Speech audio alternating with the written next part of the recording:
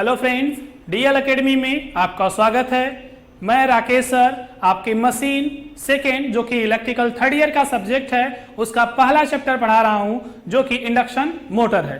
तो अभी तक में हम लोगों ने क्या पढ़ा है इंडक्शन मोटर में, एक नज़र उसे देखते हैं और फिर आगे बढ़ते हैं आज के टॉपिक पे। तो हम लोगों ने अभी तक जो इंडक्शन मोटर में पढ़ा है वो आपका था जो टॉर्क का formula T = K S E2 का स्क्वायर R2 अपान R2 का स्क्वायर प्लस S X2 का होल स्क्वायर। स्लिप की वैल्यू पड़ी थी S = NS माइनस NR अपान NS।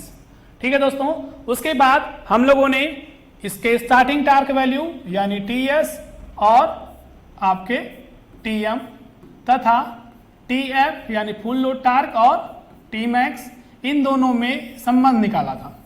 ठीक है दोस्तों, ये दोनों टॉपिक्स हो चुके थे, ये आपका पिछला डेरिवेशन था। अब आगे स्टार्ट करते हैं आज का टॉपिक जो कि आपका है स्पीड टार्क कर्व। ठीक है दोस्तों, स्पीड टार्क कर्व। तो देखते हैं हम स्पीड टार्क कर्व कैसे निकालेंगे। तो हम पहले जो कि डेरिवेशन हो चुका है T = K S E2 का स्क्वायर R2 अपान R2 का स्क्वायर प्लस S X2 का होल स्क्वायर और ये न्यूटन मीटर में, क्योंकि ये बलागुण है तो न्यूटन मीटर में। तो दोस्तों हमें निकालना है टार्क और स्पीड में कर्व। यहां पे देखिए स्पीड से रिलेटेड कोई है टार्क के अलावा जो कि स्लिप, जो क्योंकि स्लिप का मान होता है S = NS माइनस NR अपान NS। ठीक है दोस्तों, तो एक यही घटक यही कंपोनेंट है जो कि हमारे स्पीड यानी गति पर निर्भर करता है। तो टार्क और स्लिप के रूप में फॉर्मूला निकालेंगे और उसी पर हम अपने इस डेरिवेशन को कंप्लीट करेंगे। तो आइए दोस्तों स्टार्ट करते हैं आपके इस रिलेशन के बारे में जो कि टार्क स्पीड रिलेशन है। तो यहां पे हम फॉर्मूले को अलग तरीके से करेंगे। T इज डायरेक्टली प्रोपोर्शनल, क्योंकि हमें वो घटक लेना है जिस पर स्पीड निर्भर करेगी।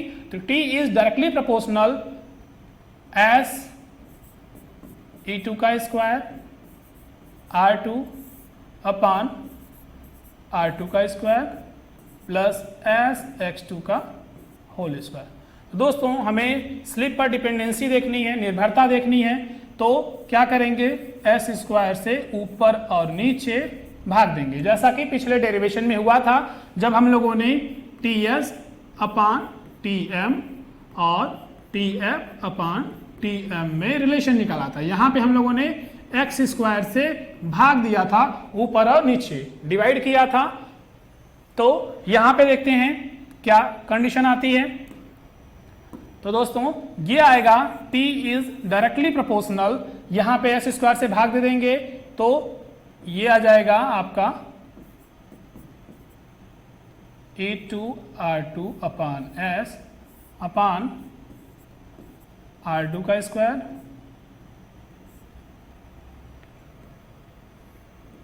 ये हो जाएगा आपका नीचे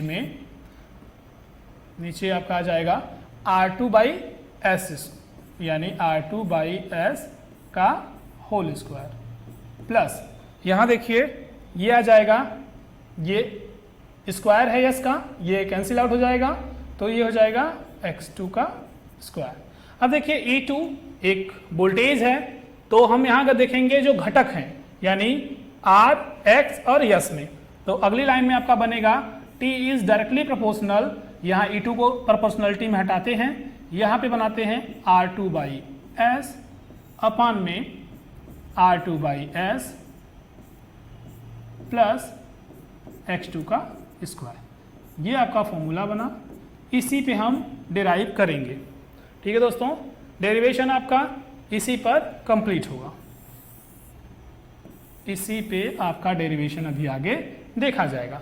तो इस फॉर्मूले को ध्यान से देख लीजिए। अलग अलग कंडीशनों यानी रोटर जब घूर्णन गति या रोटेशन करना स्टार्ट करता है यानी आपका NR का मान जब 0 होगा तब से लेकर के और जब NR की स्पीड लगभग NS के बराबर होगी, जो कि संभव नहीं है लेकिन लगभग की बात की जा रही है, जब एनआर का स्पीड एनएस के लगभग बराबर होगा तब तक की स्थितियों की बात की जाएगी।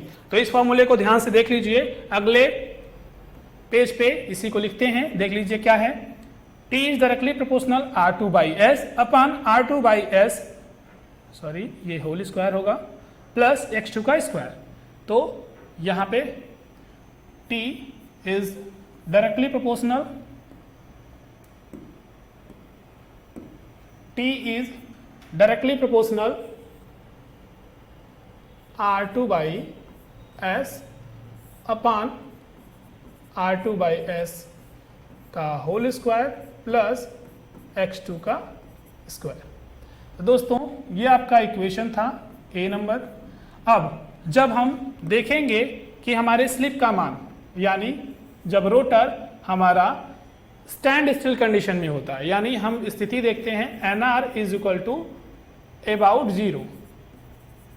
ठीक है दोस्तों, अबाउट जीरो का मतलब है लगभग जीरो है, यानी हमारा रोटर चलना प्रारंभ किया है। तो इसका अधिकतम मान कितना होता है? 1। स्लिप का अधिकतम मान आप देखोगे कि एन आर की वैल्यू अगर जीरो हो, N R is equal to zero, तो S is equal to N S minus zero upon N S. ठीक है दोस्तों, ये हो जाएगा N S upon N S is equal to 1। ठीक, अब इसका न्यूनतम मान कितना होगा? तो न्यूनतम मान मतलब हमारा रोटर गति करते हुए एन एस स्पीड पे पहुंच जाए, तो यहाँ पे हम रख देंगे N S minus N S upon N S. ठीक है दोस्तों, ये हो जाएगा जीरो। तो इस तरीके से अधिकतम मान स्लिप का ये आ जाएगा और न्यूनतम मान ये हो जाएगा किसमें? 3 फेज इंडक्शन मोटर में। तो स्लिप का अधिकतम मान 1 से शुरू होकर 0 तक जाएगा। ठीक है दोस्तों, तो यहां पे देखिए जब 1 से कम होना प्रारंभ करता है, और कम होना प्रारंभ कब करेगा? जब rotor N R is equal to 0 से एन एस की तरफ बढ़ेगा, यानी रोटर की स्पीड बढ़ना प्रारंभ करेगी, तो स्लिप का मान जो अधिकतम मान था उससे घटना प्रारंभ करेगा।